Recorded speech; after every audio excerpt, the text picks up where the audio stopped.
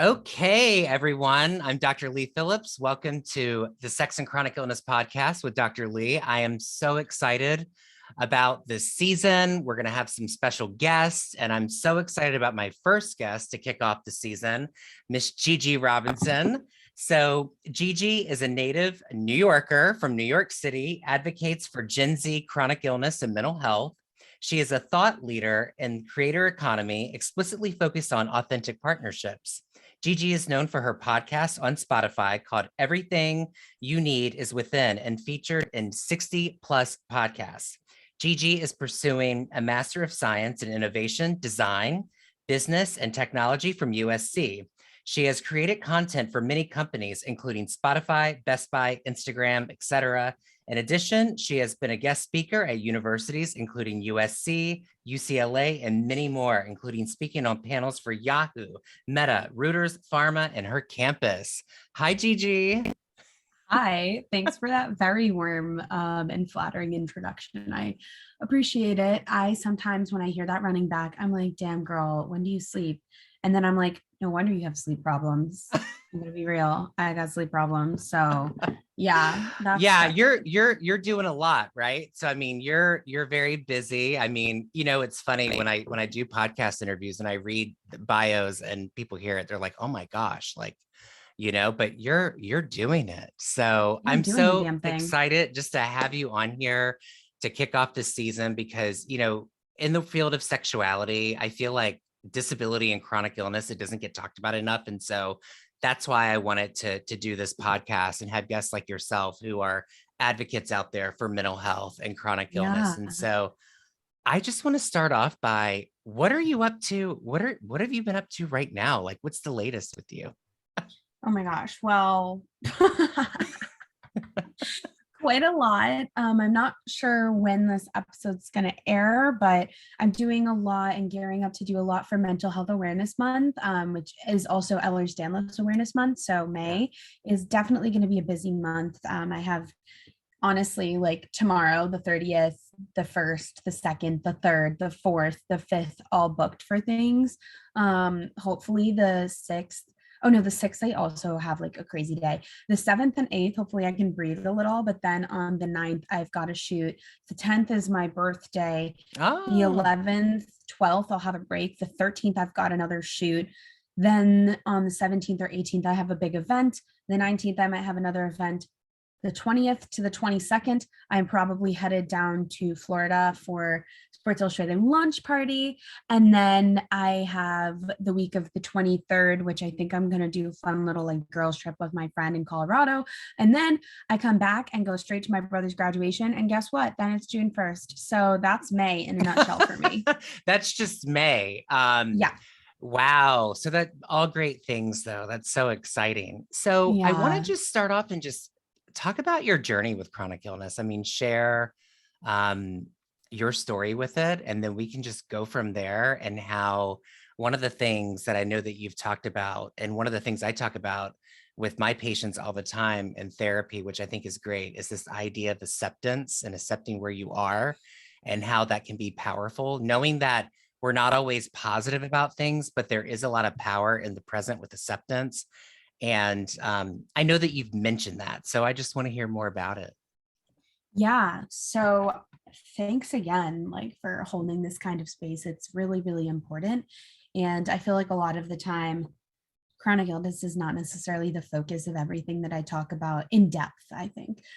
It does inform a lot of the work and the advocacy that I do publicly, but I don't talk about my nitty gritty, growing up with it, being the kid left out, not people asking me what's wrong with me all the time when quite frankly it's none of their business. So it's just been quite a journey. So to start, I was diagnosed with Ehlers Danlos Syndrome when I was about 10 years old. And something that's like super important to note about that is, it was over a decade ago at this point, which like, I'm like, damn, I'm old, but I'm like, whatever.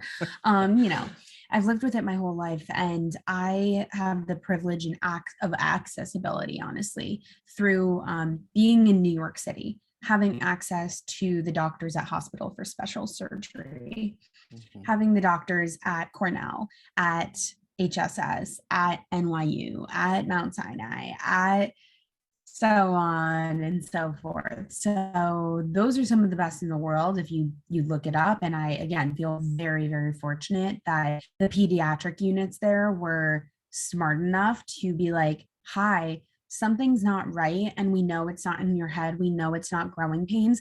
Here's what it could be. Let's figure it out. And really the process of getting the diagnosis was just like, from what I remember of it, and I was 10 years old, like I have memories, but also they're fragmented because I was a child and a middle schooler at the time. But I had stress fractured my elbow doing a cartwheel, which is like not normal. That was like the first sign.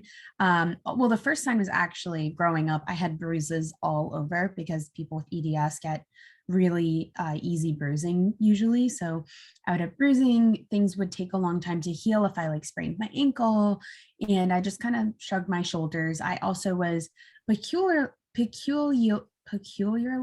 yeah. Such a hard word to say, isn't That it? was a hard word. It was peculiarly difficult. No, okay, I'm just gonna say I was really, really good at doing butterfly in the water. Yeah. Like on the swim team. And there's people that are just like talented, but the reason I was good was because of my hypermobility and my EDS. So that was something that, at the end of the day, like that shouldn't like hurt, but it was hurting. And that was another sign. So that was early on. And one of my doctors, then after that, after the elbow break, I fractured my ankle. I tore my ligaments in my wrist. It, took me months and months to heal. My lower back was hurting, my shoulder, my elbow again. Like it was just honestly thing after thing after thing. And the doctors were like, something's not adding up. Like this all happened within 3 years.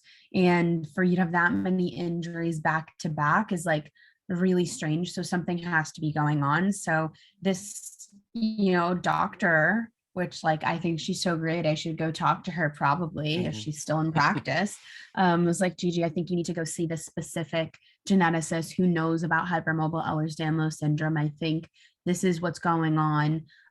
She can probably advise you on what kind of plan of attack to do, because I was seeing a rheumatologist for it and they're like giving me medicine. Whoa, what's going on? Did you see that? The dog decided to join. She decided to join. Come here. She's gonna settle back. I'm so sorry. This is like so crazy today. No, I love it. I love animals. It's great. she felt the energy. She was like, she did. She was feeling it. But she wanted essentially, to be part of it. exactly. Like I was seeing this rheumatologist, and she was she was great, but she was like, physical therapy, strengthen the core, blah blah blah. And like I feel like that's the number one thing anybody with a chronic illness is told, like, oh, you're having pain because you have a weak core or a weak pelvic floor or a weak neck muscle. Yes. And it's like, I get it, like physical therapy is great and it helps, but it is not the solution to helping people with chronic pain. And I think growing up, because I had no autonomy really over what I was being treated with or how I was being treated, which was a very holistic, medication-free environment, I don't hold it to my parents, like that they just were doing the best that they could. And we didn't know about this. We were like, what's going on? And I think that's another thing that's also not talked about is like the caregiver, like the parent of, or the sibling of somebody who's struggling, not only with like a physical thing, but how does that affect everybody mentally? Like, how can we plan things differently? Are there accommodations available? So on and so forth. So that was kind of the story of growing up with it. And like I mentioned before, I would have a rolling backpack in middle school. Heads up, not cool in middle school. Just kidding. If you're a young person listening, like rock that bag. I'm like all for team, like roll something. It's so much easier and like less heavy. And I just kind of really cared so much at the time about what I looked like and what people were thinking of me. And oh, if I take the elevator, I'm sitting out in gym class and nobody can see something wrong with me, like what's going on? And like, then it kind of like alienates me on the side of things. So I think middle school and high school were somewhat lonely because of that. Like I have a bunch of great friends who have been very supportive, but for some things it was a little bit lonely. And then yeah, that leads me into college, but I'll stop there. Well, I just love what you're sharing. And what's interesting is that, I see a lot of EDS in my practice, and it is very hard to diagnose. And what Yeah. we find is there's all these comorbidities that come with it. So often when I Yes. have patients that have Ehlers-Danlos syndrome, they also have POTS. They may also Yes. have fibro. They've got the anxiety and the depression that comes with it. And they often are bounced to so many Yeah. doctors. And one of the things, that's always said is, well, this could be psychological, this could be Oh functional, my this God. is a Yeah. functional I've had issue, doctors say, yeah, to my mom, she's psychosomatic. It's in her head. It's it growing pains. And my mom was like, fuck you.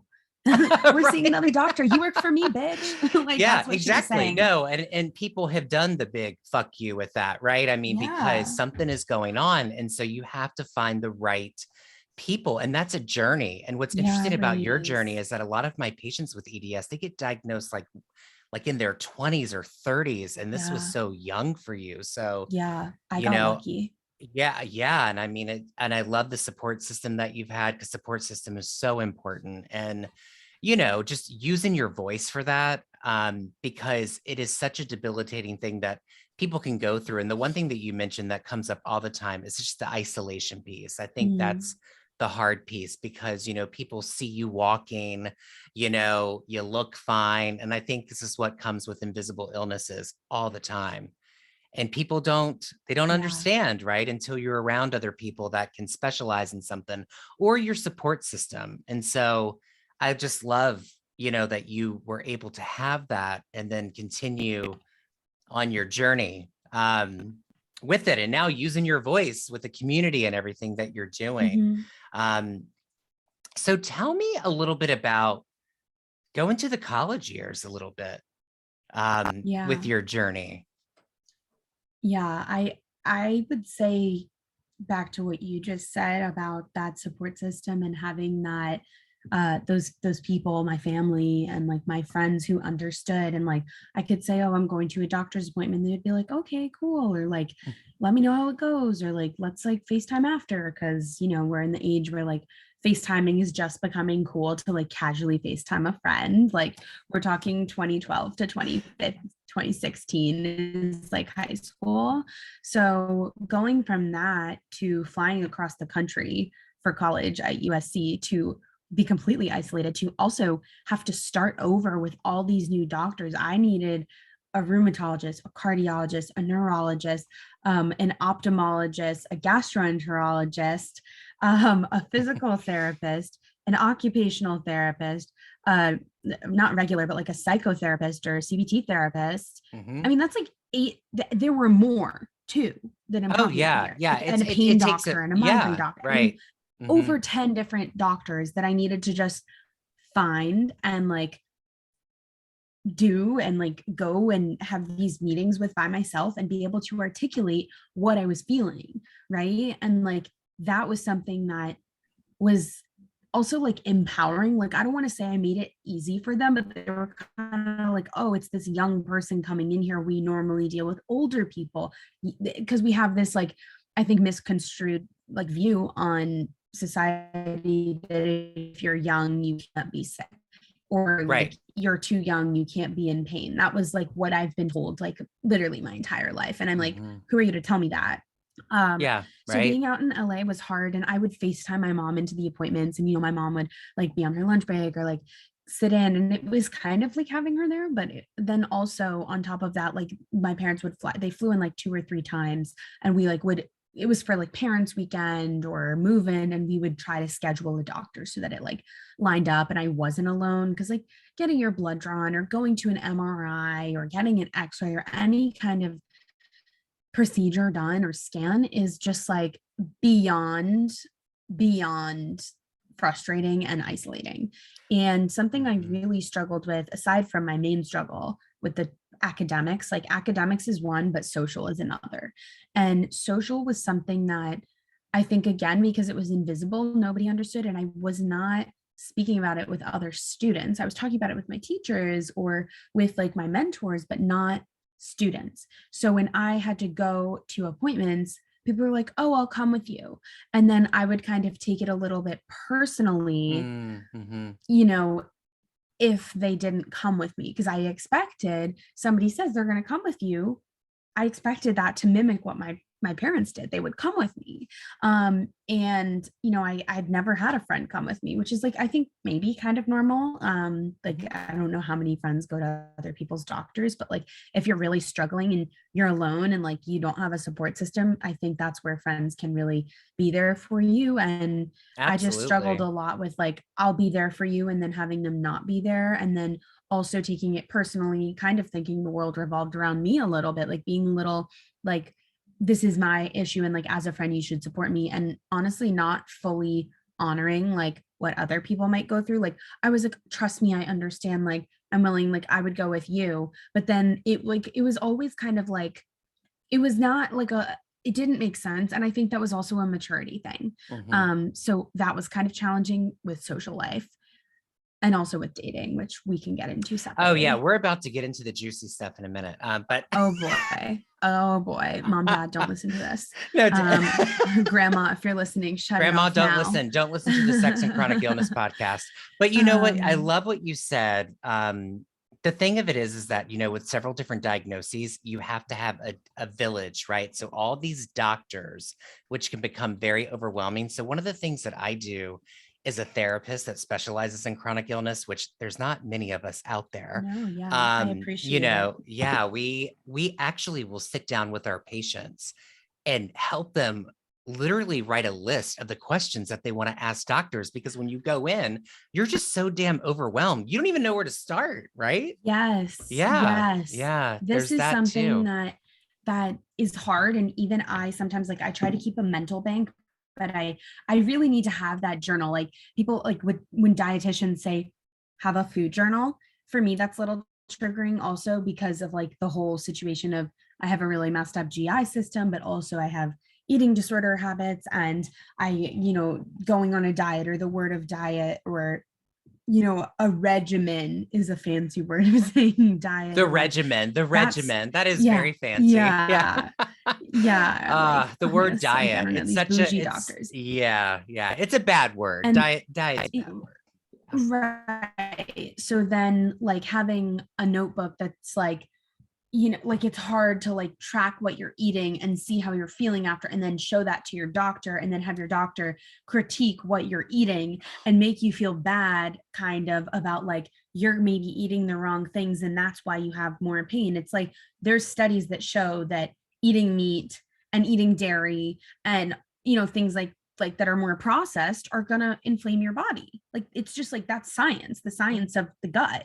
And doctors know that. And when I talk to them about it now, they're like, yeah, makes total sense. Keep doing what's working, get the foods out that don't work. And it's like, yes, that's individual, but at the same time, why are they not disclosing that to more people? Like it almost seems like they don't, like they're gatekeeping like a secret from a lot of us. So I find that interesting, That but happens all the I time. myself don't have a journal. Right. Yeah. My patients talk about that all the time. They will talk about different experiences with the doctors that they're having, how one doctor will say this, one doctor will say that. And often, it's so many cooks cooking in the kitchen, and it becomes, very overwhelming, but also Yeah. very empowering. The fact that you can go in there, there's the stereotype that when you see usually the woman walking into the doctor's office with her notebook of her history, doctors tend to like back up a little bit. It's like they get nervous about that, because then there's this assumption that, okay, well, she's probably been fired by certain doctors, or she never got the answers that she needed. So now she's come to us, or maybe Mm-hmm. she's med seeking. And what I find is that it's just people trying to take care of them damn selves. And they want to make sure Yeah. that the doctor is getting all of the information that's needed to help with their care. Yeah. I wish So that more people had that perspective. yeah, me too. Me too. So now I want to talk about dating. How's that been? If you can't Or tell by my face, it's been hard. And I mean, also, like before we go into dating, I will yeah. also say my journey with like, academics and like being a Mhm. student outside of friendships Yeah. was extremely challenging for me, because I, again, didn't know how to articulate the right things and stand up for myself and say, no, I have this accommodation. It's registered with the Disability Office of Accessibility, right? You Mhm. can't tell me no. You can't. Exactly. It's Right. literally my Right. medical right. Like this Right. is not okay. And if you want to go to the dean about it, I'm so fine to go and explain, and I'll bring my medical history. And a couple of the projects that I made in college, literally, like I literally ordered all of my scans and I cut them up and collaged them together into a piece. And the doctor was like, when I was explaining it to the class, the students and the teachers were like, "Oh, like what do you mean? Like where, like that doesn't make any sense. There's no bones here. Like what are you talking about?" And I was like, "Oh, did you look at it like up close? Because like, oh, that's a bone right there." And like literally the jaw drops and I'm like, Yeah, I'm like, "Oh yeah, give me an exactly. A, thanks, okay, Right. bye, I wasn't Yeah. faking it." So Yeah. I think, not, I'm not saying go out and be as like a, I want to call that aggressive, to like making a point. Another time I went and photographed people in a support group that also lived with Ehlers Danlos and POTS and mast cell, and that Hmm. was empowering to have all of these like 45 different photos of different people and come Wow. into the classroom and Yeah. show the teacher and have the teacher start crying because she realized she was being such a dick to me. I was like, "Thank you." And then the That is last time I ended up empowering. petitioning, yeah, the and it was a little bit nerve-wracking. I mean, when I sometimes like have to do confrontations, my chest will get all red, like thanks mast cell. And like sometimes like my ears will get really, really red. And so that would happen. And I remember that feeling of anxiety. And the point for me was with my two capstone teachers, and they were just not into me exposing the world of chronic illness because I had already done it. And I said, "I don't really care if I've already done it. This is what I want to do when I graduate. I'm going to be a full-time advocate. I need to have this in my portfolio. It's something that's important to me as an artist, as an advocate, as a student. This is my thesis. You're mentoring me. You work for me. I pay for school for you to work for me. That's what I'm doing." I Love didn't say that, it. but that's like Wow. the attitude. Yes.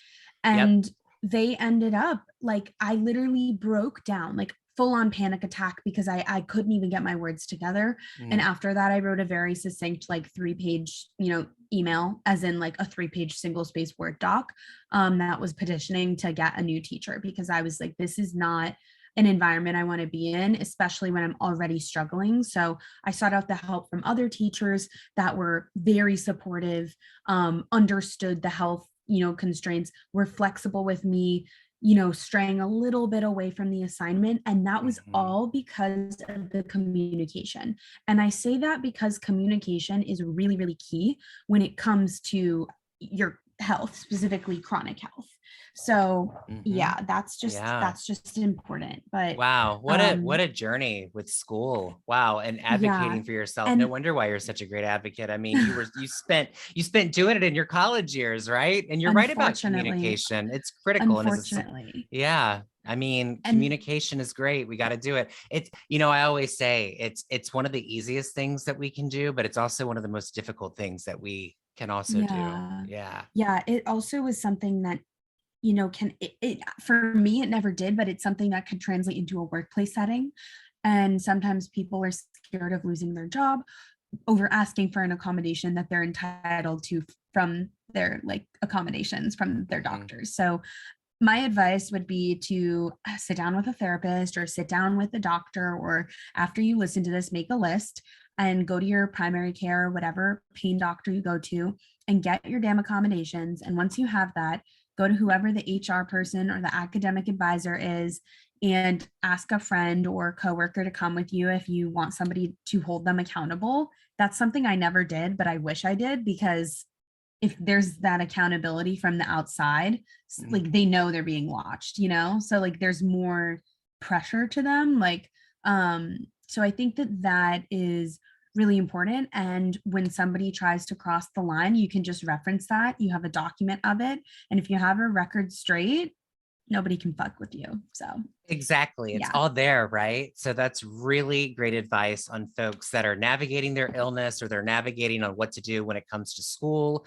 or, what to Yeah. do when it comes to their employment, right? Because, as a professor, I mean, I've had students all the time that say, hey, Dr. Lee, here's my disability letter. I need this. And I'm like, okay, I got it right here in my file. You Hmm. take as long as you need and just communicate with me and Right. we are good to go, right? Yeah. And, Yeah. and, and it's almost like some of these students were scared to give me the letter, Yeah. like, Yeah. here's my letter. And I'm like, it's okay. I understand. I said, actually, I specialize in chronic illness as a therapist. You're good. I got your letter. Yeah. Right. And Yeah. it's really Yeah. interesting. Like, why are we so scared of it? And I think it's just this idea that maybe having a disability or having an accommodation means that you are in the category of the other. And nobody ever wants to be in the other. You want to be with the community. You want to be a part of a tribe. As people, we're tribal people.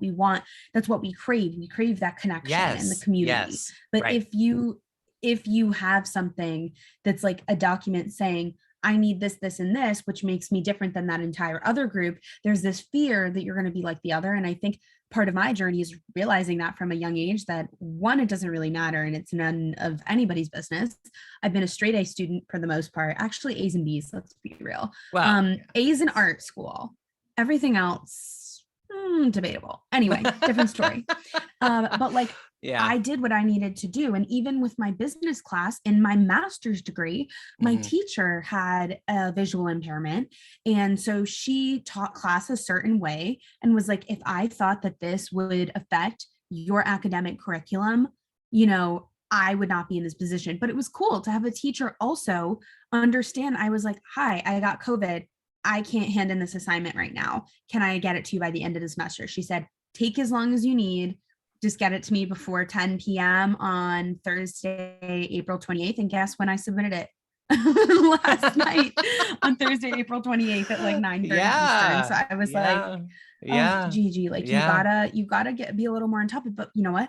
I got it done. I got my grade. We're all good in the hood. And she was like, thank you. I appreciate it. And that is the kind of relationship that I think teachers should go more like being understanding and being flexible. I'm not saying everyone's going to do that. For the most part, 85 to 90% of the people in the class are going to hand it in on the deadline.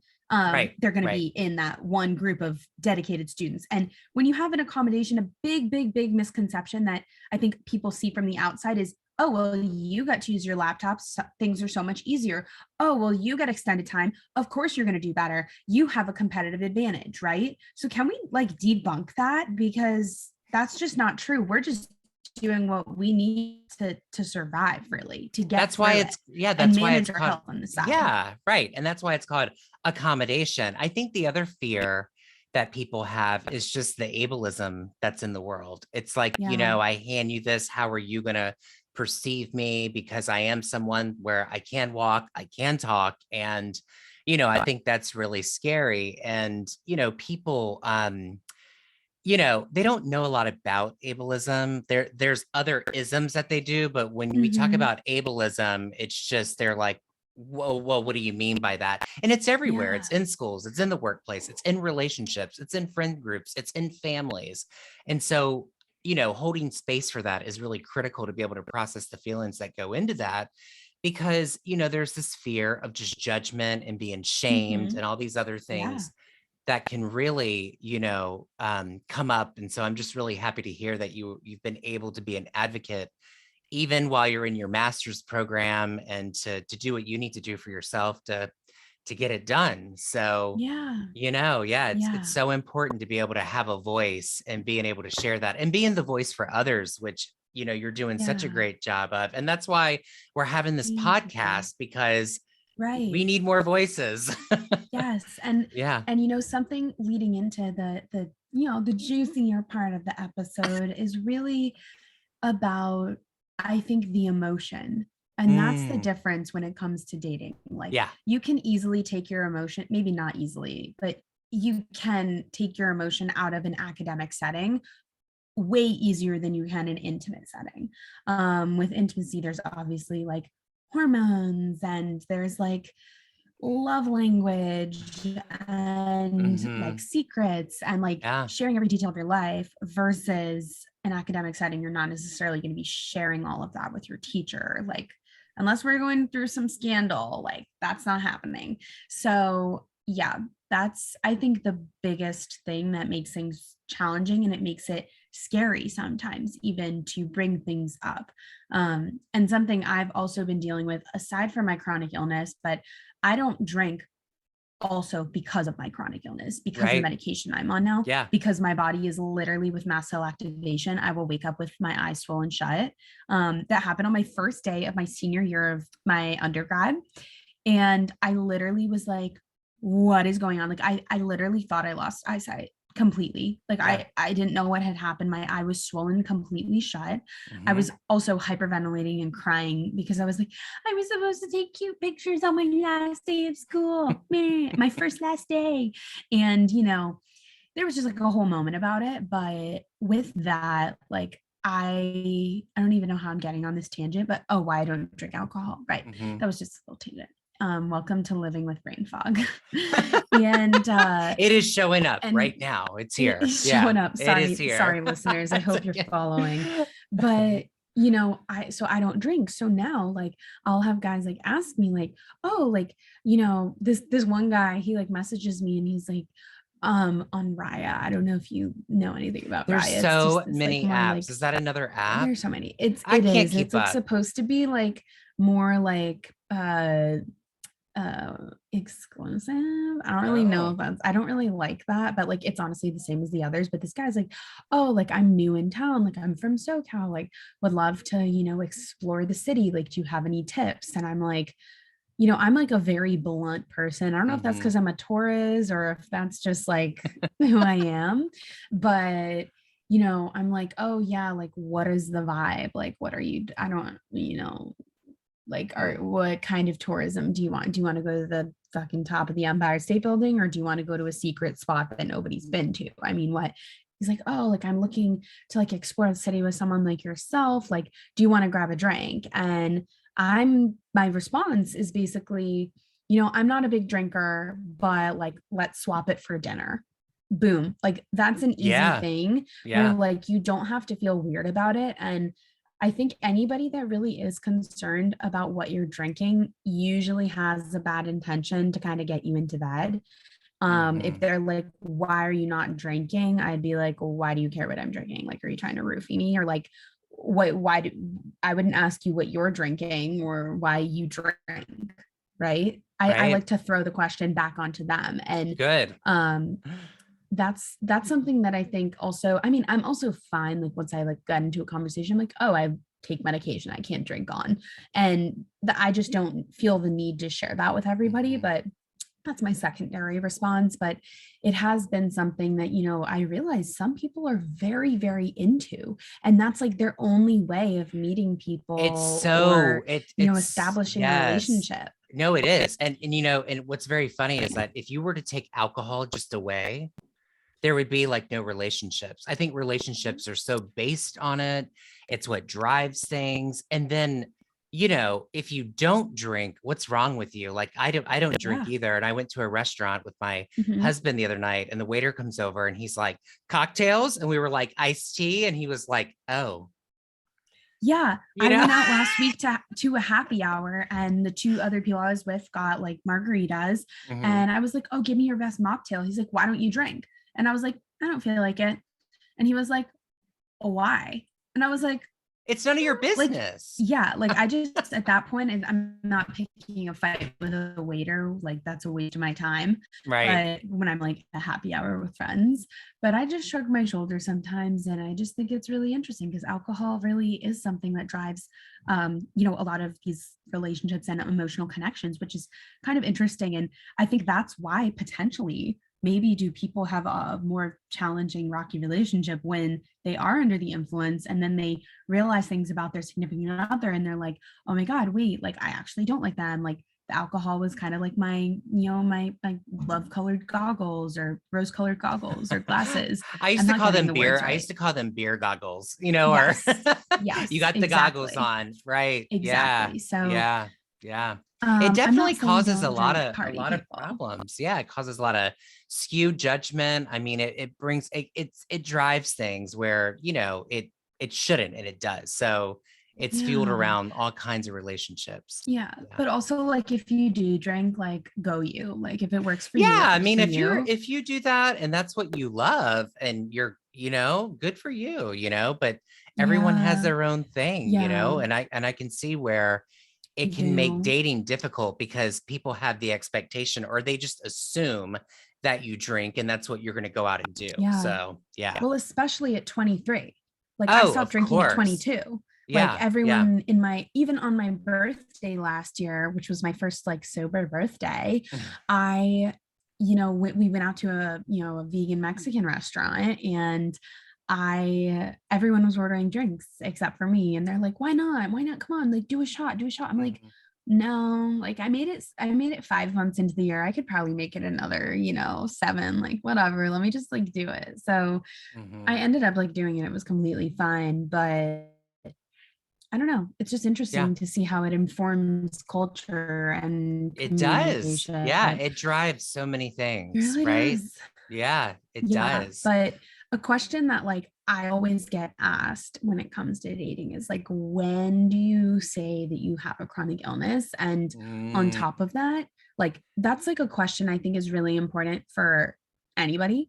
But I will say the other thing that I deal with is the fact that I talk about it so openly as an influencer, as a public speaker, right? Like right. that's what my job is, that's what I talk, that's what I advocate for. So not only when do I tell somebody about my health conditions, but when do I also tell them about like being an influencer, and like that's what I talk about. And then like also, do I even want to talk about that when like it's informed or implied? You know what I'm saying? Right. Yeah. Like when, yeah, it's interesting. When I work with a lot of single people who are chronically ill and they want to date, they always say, Dr. Mm-hmm. Lee, when should I disclose? And I always say, that's up to you because you're on your own journey.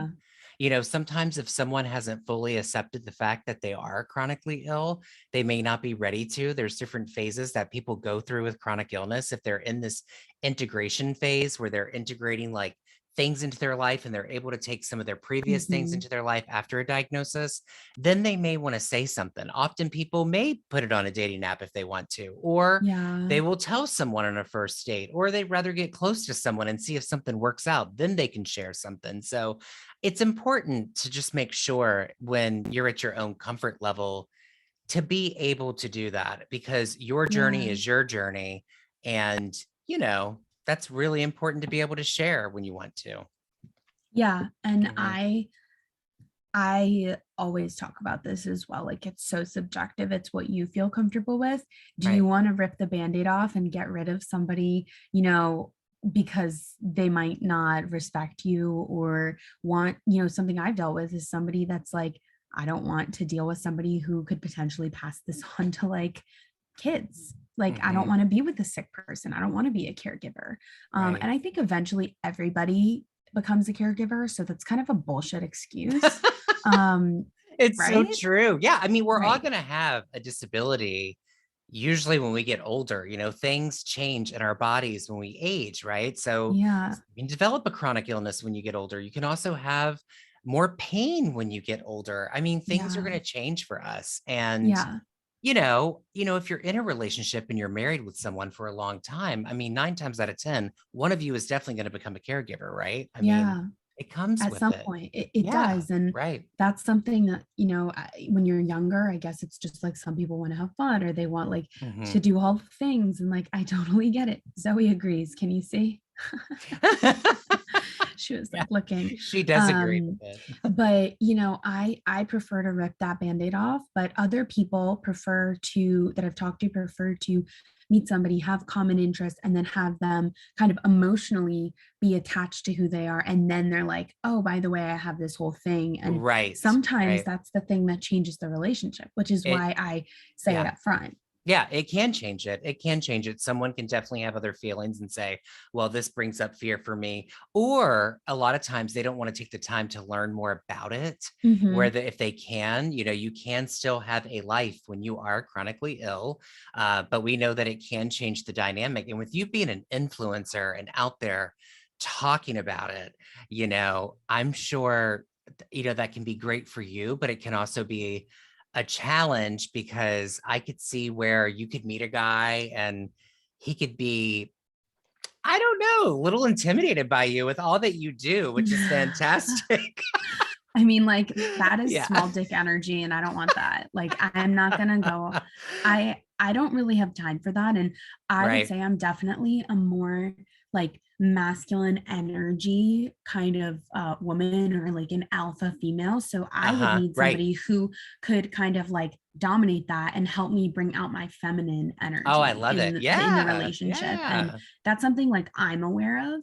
So Mm-hmm. if I go out with someone, they're like intimidated by all that I do, and they're not like, interested in supporting, or they're jealous, or, they say negative things like, bye, ew, get away. Like that Mm-hmm. is so gross to Mm-hmm. me. That gives me the ick, like major. Like, are you Yeah. kidding? Like, ew, Right. Yeah. ew. I'm sorry. You already make more than I do because you're a man. Like, Mm-hmm. ew, be nice to me. Like at the very least, like what is going on with these guys?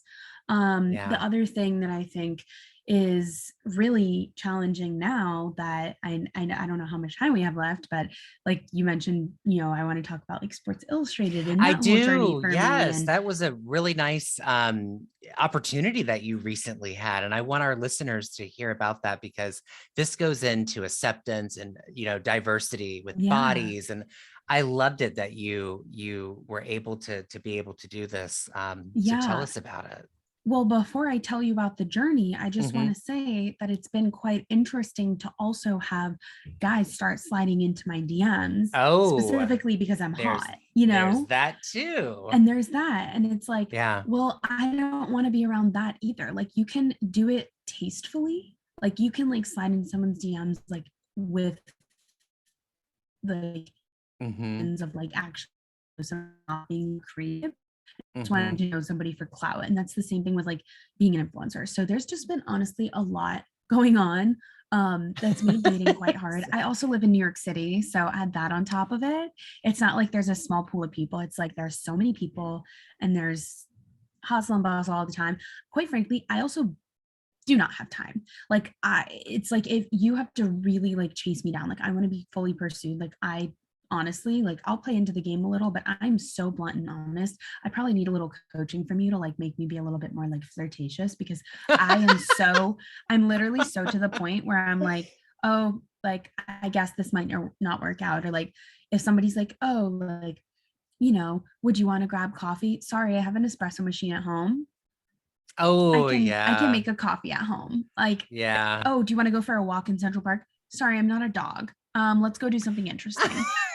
Like those are the vibes that I, give. And maybe they're a little harsh, but according to my standards, like the right person is going to hit all the boxes and not want to take me out for coffee or for drinks or for whatever. They're going to plan something fun, like, I don't I know, love, going like yeah, I love the doing something fun, creativity. like I doing an always, activity, yeah, right? right, right. Yeah. Yeah, I talk about that a lot with people. Like, when I work with couples, we talk about like, how can you get creative with your dating? Something more than just going for a walk or going to dinner, like plan the evening out. People love that. There's this creativity that can happen. Yeah. And And it sounds like for you, you really want that. You want I do, I someone to crave come to it. you and say, let's do this, something that you haven't done or heard about, or they just took the time to really plan like a great evening or something or day, you know? Yeah. Yeah. But then the other thing that like is challenging with that is some people are like, well, why would I spend so much money on like someone random? And I'm like, I don't know, it's a fun experience at the end of the day. Like you can always make something positive. And I don't really know where I adopted that mindset fully, like because there's a lot of resilience I think that comes with being chronically ill and like having to deal with that all the time. Like for Hmm. example, this week even I forgot to take my medicine like for 2 days, which was like I had so much going on in brain fog and like recordings in the middle of the day. So I shut my midday alarm off, which means that it didn't go off, which means I missed my medicine. And I was in so much pain. Like my parents visibly could notice, like I was acting different. And so I took it Hmm. today and I was on a walk and I was like, I feel so good right now. And that's because I took the time to do some self care and go for a walk and take my medicine and grab my coffee and, spend some time outside and do some breathing, like, by Hmm. the trees. And Yeah. Like it's me also where I'm realizing like also like on the term of acceptance is like, oh, like you have to do this in order to function. And that's another Mm-hmm. thing that I think is really challenging Yeah. for individuals as well as like, partners or friends. It is challenging. Yeah, no, it is. It's taking the time to have the self-care and to have your action plan for that at times and to really look at acceptance and say, look, this is where I'm at right now. And I'm going to do what I can to take care of myself. And it's giving yourself Yeah. some self-compassion. I think that is so needed if you're having a relapse or a flare or just symptoms that are exacerbated by something, so that's really critical. But I do want to talk about the Sports Illustrated Yes. now. So Yes. let's One of my favorite let's things to talk about. It has been quite the journey, honestly, and like in the best way. My whole concept and intuitive, I think, thought on applying to this was what if I go through this and I win and I get to represent people that live with invisible conditions and amplify my voice. That was exclusively my prerogative. I mean, yes, like a career milestone, shooting with my literally my idol since I was 10 years old, since I was diagnosed, having him be the photographer on my first shoot, um, having like the opportunity to relate to other people and also have hundreds of people start DMing me like, oh my gosh, like I never felt more seen. Like I think wow. those are moments where even though the magazine's not even out yet, like I know that it's something that's going to hopefully help so many people. And I also, in the terms of body acceptance, like I didn't retouch. In my interview with them, I mentioned I did get like a lymphatic drainage massage and I got a facial and a spray tan and my nails done and a wax, but like I didn't go through any crazy workout. And something we didn't really talk about, which I'll mention, is I've had a messed up relationship with working out and accepting my body and my body image, because any time that I would try to work out, I'll overexert myself and send myself into a flare up. So I didn't push myself over the edge. I stayed completely true to who I was. Maybe I went on a walk a day or something if I could, but some of the days leading up, I did spend at home in this bed right behind me. Yeah. And I think that that's really beautiful. And I didn't go crazy with trying to look a certain way. I just showed up as I was and embraced it. And when you embrace yourself, that's like the most confident thing you can do, which just it literally like emits, like you glow, like it's something that comes like literally from within that only you can do. And I think that that's really what this opportunity enabled me to do. And I'm just really, really excited. I also opted for no retouching on the photos. So, the photos that come out will be, again, completely true and authentic. And I have some bruises going on and I've got some psoriasis and you'll see stretch marks because my weight's fluctuated, because of the medicine and traveling and being home and everything. And I just think it's a really beautiful platform where, aside from me, I mean, everyone that they chose this year to be a part of the swim search is very diverse and represents something for women and people everywhere. And I just think that's so beautiful. And it shows you that like you can literally do anything. And it's also sharing their platform with someone like me that just means the world, knowing that other people can finally open a magazine and be like, wow, like she's super sick and you can't even tell, like she's so sexy, but like she's super sick, and I think that Wow. that's really important. No, this is amazing. I'm so happy that you had the opportunity to do this and you are going to inspire so many people out there by doing this. This was something that was so needed. And I'm so glad that you just went in there as your authentic self and you did this, because that's what you have to do. And it's so empowering, just like you were saying. And I love it. It, And I think yeah. you're fabulous. And I'm so glad we got a chance to connect and do Oh my gosh, this. me And too. absolutely. How can people get in touch with you? Can you share with the listeners how they can do that? Yeah.